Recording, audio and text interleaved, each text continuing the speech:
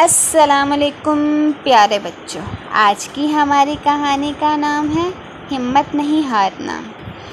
آپ ہمت ہار گئے؟ دادی نے پوچھا تو نور نے جواب دیا، یہ بلی بہت تیز ہے، ہم سے نہیں پکڑی جاتی۔ مگر اتنی جلدی تو کوئی ہمت نہیں ہارتا۔ آپ نے وہ مکھی اور کیڑے کی کہانی نہیں سنی؟ دادی نے پوچھا تو بچوں نے کہا نہیں۔ پھر دادی نے انہیں کہانی سنانا شروع کی۔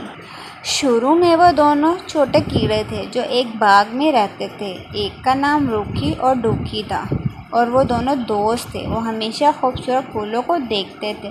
ان کا خواب تھا کہ کاش کبھی وہ ان پھولوں کو چھو سکے۔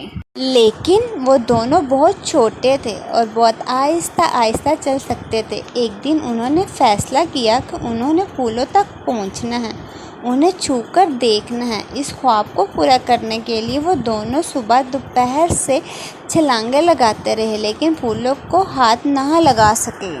چھلانگیں لگا کر وہ بہت تھک گئے تھے۔ ان کا جسم پسینے میں ڈوب گیا تھا اور بہت گھبراہٹ ہو رہی تھی، لیکن اپنا خواب پورا کرنے کے لیے انہیں ہمت نہیں ہارنی تھی بلکہ محنت اور کوشش کرنی تھی۔ روکھی نے کہا بس کرتے ہیں اور اب اور ہمت نہیں ہے۔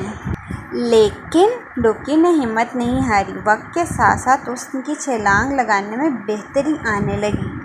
اگر وہ اب ہمت ہار جاتی تو کبھی وہ خوبصورت پھول نہ دیکھ پاتی، زندگی ویسے ہی چلتی۔ لہٰذا ڈوکی نے اپنے دوست کی بہت حوصلہ افزائی کی، لیکن وہ ہمت ہار گیا تھا اور رک گیا۔ ڈوکی کو بہت دکھ ہوا کہ اب اس کا دوست اس کے ساتھ نہیں ہے، اسے یہ اکیلے ہی کام کرنا تھا۔